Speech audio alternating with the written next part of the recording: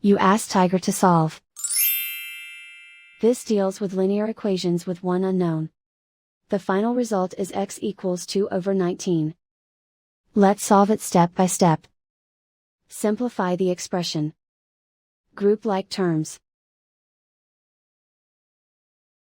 Simplify the arithmetic.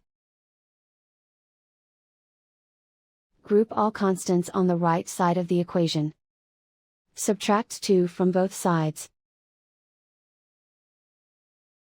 Simplify the arithmetic.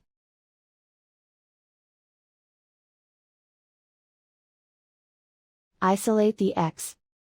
Divide both sides by -19. Cancel out the negatives.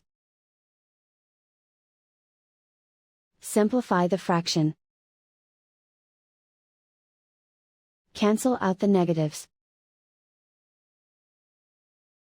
And so the final result is x equals 2/19.